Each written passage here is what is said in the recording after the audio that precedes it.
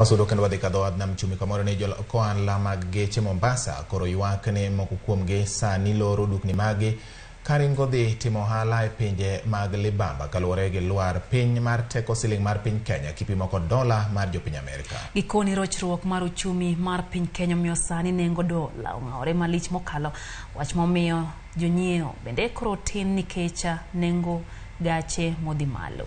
Jafwambo marwa ma Mombasa Joja Oko miyowa lipodni. Kaunti ma Mombasa osebedo ka dhach maber gi ohand gache motimonewa ni mar gache duto donjo gi wadhni ma Mombasa. Kata kamano, jolok ohand gache kaachiel kod jonyiewo sani ywak ni ohala no medo mana rochore kaluwore gi ng'awruok mar nengo dola ma giloko godo. Dola ma koro tamo e ohala ma kata na sani kirango kata na showrooms mokiloro. Nikech dola no malo. Dola sani osechopo rate mar 140. Ma kobro dhi mbele kama ochopo kata 150 to ng'iso malong'o ni ok abro dhi mbele gi ohala mar uso geche. Kata joma nyiewo geche samoro giparo ni wauso ne geche bei mamalo, to mano luwore ni kech kawa Kenya shillings wauso gari in Kenya shillings, adwaro mondo achak adhi anyiew gari in dollars, I cannot manage mondo achak akel units mamoko. En gino ma bende gikoni miyo moko kuom jo ohala no loro dukni ni mar kwan jonyiewo odok piny malich mokalo. Tije manyicha ne oripo bende ringo kawuok e port kadhi e CFS sani onge. Idhi e CFS yudo ka kontende onge. Kontende onge nikech ang'o? Dola no malo. Ng'ama dhi nyiewo mwandu oko kucha onge. Sani kata na wan mwawuoyo sani wan jogeche.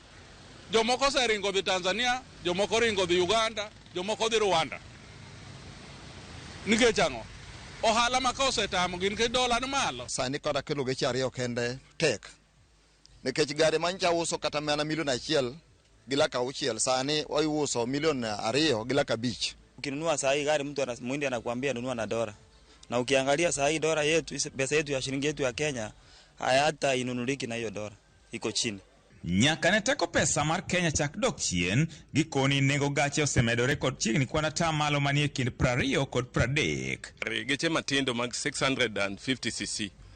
Geche gi ande kane dola ne 108, geche gi ne uso around 500,000. Sani geche gi odhi ma uso geche gi 850 kata 900. To gari ma 650cc en gari ma maskini. 8 months ago tulikuwa tunanunua ProBox new shape na 900 950. Saa hii ukienda unaambia 1.2 1.25 ProBox. Old shape hiyo inunuliki. Ilikuwa ni 900 1 million. Saa hii ni 1.4. Sasa sijui Kenya tunaelekea wapi. Chumi ma Mombasa chiegni obedo ran mana gi biashara mag gechegi.